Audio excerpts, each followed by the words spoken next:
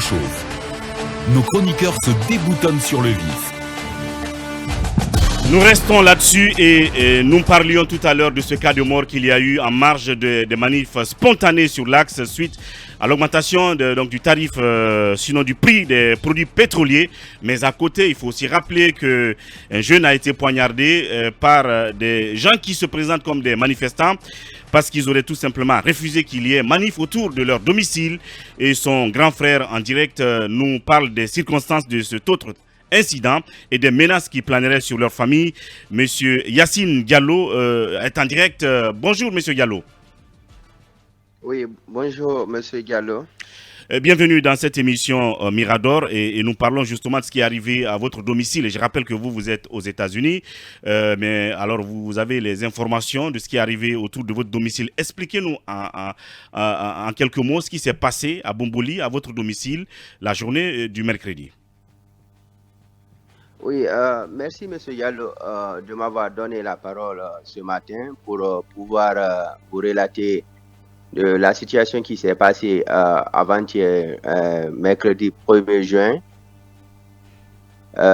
lors des manifestations. Mais avant, d'abord, laissez-moi m'incliner, prier pour le repos de l'âme de Thierno Amadou Diallo, qui est une autre victime de trop, une victime de plus en Guinée, peu importe c'est quel régime, mais les Guinéens ne doivent pas continuer à tomber gratuitement et sans qu'on puisse vraiment arrêter ou même avoir de la justice. Donc par rapport à mon frère, peut-être il pouvait être la deuxième victime avant-hier, parce que des jeunes qui ont voulu manifester, s'affronter à la police, ont décidé qu'ils vont aller se battre avec la police. Donc, ils sont allés, ils ont commencé à barricader, à jeter des cailloux. Si vous suivez les médias sociaux, il y a Guinée Matin qui a un peu mis le témoignage de mon petit frère avec ma maman. Donc,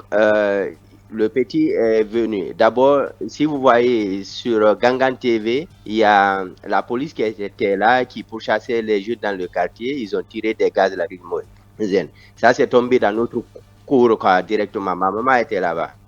C'est une vieille d'environ 70 ans, comme ça, tout et tout. Et puis, il y a ma marade, il y a mes soeurs, mes frères. Et donc, ces gars sont tombés dans la cour. Des gens ont failli s'évanouir, y compris ma maman. En ce moment, ils sont sortis demander aux jeunes, ce sont des jeunes voisins qui sont là, qui sont dans le quartier, qui décident de quand est-ce qu'il y aura la tranquillité dans le quartier et quand est-ce qu'il n'y a pas de tranquillité. Donc, ces jeunes sont venus barricader devant notre cour. Donc, ils sont sortis leur demander, on vous prie, allez-y, si vous voulez vous confronter à eux, allez-y devant ou bien un peu avant parce que ici, vous nous fatiguez. C'est tout ce qu'ils ont dit. Donc, ils ont commencé à insulter ma maman. Donc, mon petit frère a commencé à réagir. Tout ça. Donc, finalement, ma maman a ramené mon petit frère dans la cour. C'est en ce moment une dizaine de jeunes du quartier et avec un leader du nom d'officier ainsi que sa sœur qui ont décidé d'aller prendre des jambes, des couteaux, des ciseaux, des machettes. Ils sont allés prendre tout ça, une dizaine de jeunes, ils sont venus sauter par la cour, certains ont jeté des cailloux sur les toits, tout et tout. Ils sont venus, ils ont trouvé le petit dans la cour. Ils se sont attaqués à lui, ils ont voulu le sortir de la cour pour le tuer.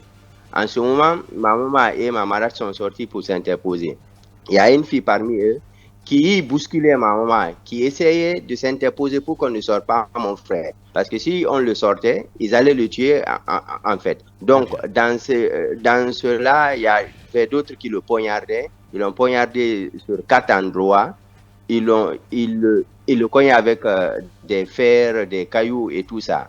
Donc, ils l'ont laissé à un moment donné. Certains jeunes du quartier aussi sont venus s'interposer. D'autres voisins directs sont venus s'interposer, aider. Parce que sinon, ils allaient le sortir pour le tuer. S'ils le tuaient, ils allaient dire peut-être que c'est la police ou bien autre personne qui l'ont tué au dehors.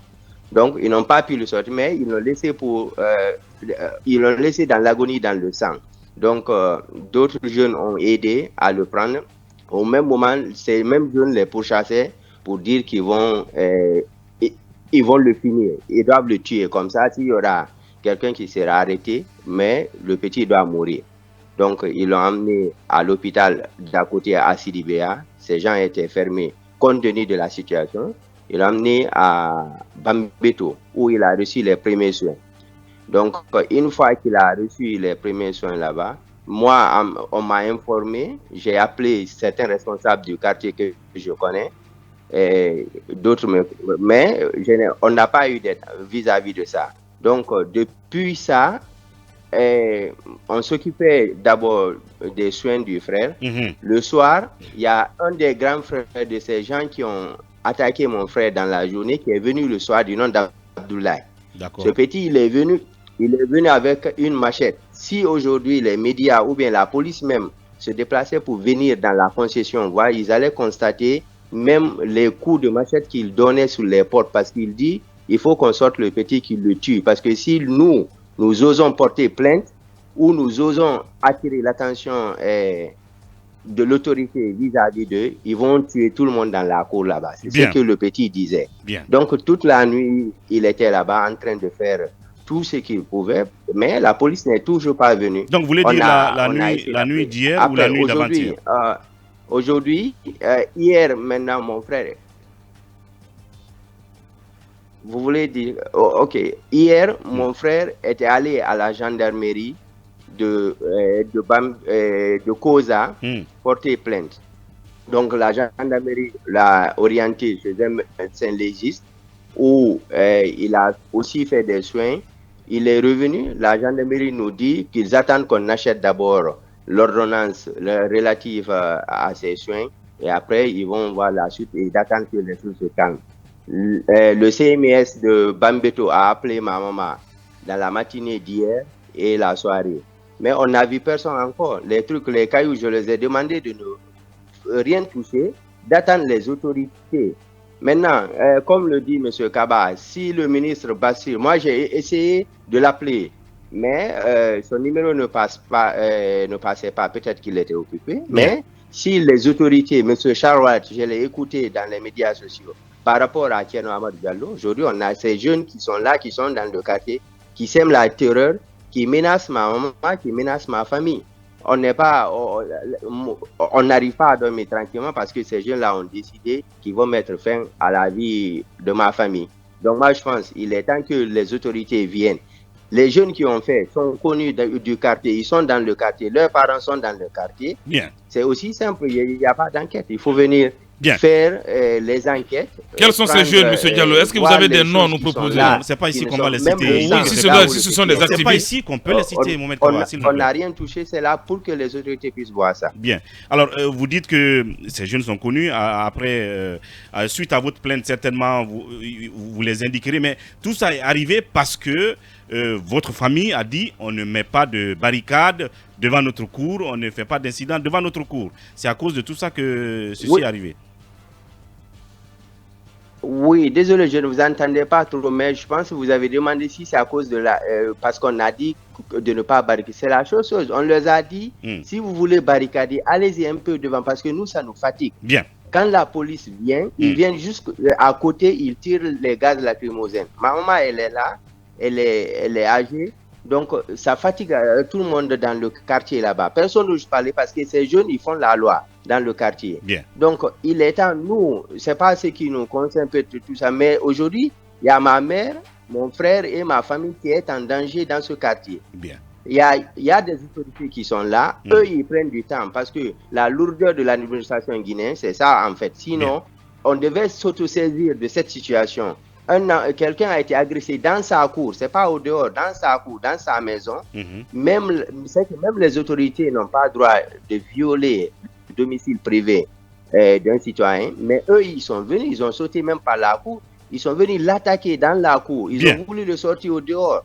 Mais ma maman et sa coépouse et d'autres personnes ont réussi à s'interposer pour ne pas qu'on le sorte au dehors. Si on le sortait, qui sait aujourd'hui, si on allait parler aujourd'hui de ces soins et autres, peut-être que le gouvernement allait parler de lui parce qu'il était mort, tout ça. Mais moi, je pense, j'en appelle à M. Charles Wright, au ministre Maître Koné, au ministre Bachir Diallo, oui. vraiment de prendre cette situation là d'aller vraiment, s'ils veulent mettre fin à ces troubles, par exemple, dans ce quartier peut-être, ils n'ont qu'à commencer par arrêter ces gens-là qui sont aujourd'hui qui sont là aujourd'hui, même hier matin, le nommé Abdoulaye Diallo était là, il disait à tous mes frères que si nous osons porter plainte ou que si son frère est arrêté, de savoir qu'il va tuer tout le monde dans la cour, ou bien en tout cas qu'il va tuer au moins une personne dans la cour. Mamadou Yassine Diallo dans ce pays. Voilà, Mamadou Yassine Diallo, on a donc recueilli votre inquiétude, votre peur et la menace qui est brandie contre votre famille. Sachez que nous suivrons ça de tout près pour savoir si justement les autorités mettront tout en place pour assurer la sécurité donc de votre domicile. On vous reviendra dès que possible, monsieur Diallo. À très bientôt et prompt rétablissement à votre frère. Je vous remercie. Merci beaucoup et merci à FIM FM. Merci beaucoup. Et on reste là-dessus 30 secondes. Chacun. Emmanuel? Je pense que c'est une situation inquiétante et je voulais justement avoir auprès de M. Diallo, est-ce qu'ils ont effectivement porté plainte pour déclencher une action de police ou de gendarmerie? Sinon, si cela a été fait et que jusqu'à présent il n'y a eu aucune intervention, il n'y a même pas eu d'ouverture d'enquête, ça veut dire que c'est suffisamment sérieux, Et ça c'est un autre problème quand même. C'est un problème parce que... Ça c'est quand même un problème. C'est assez grave ce n'est pas un problème isolé, Ouri.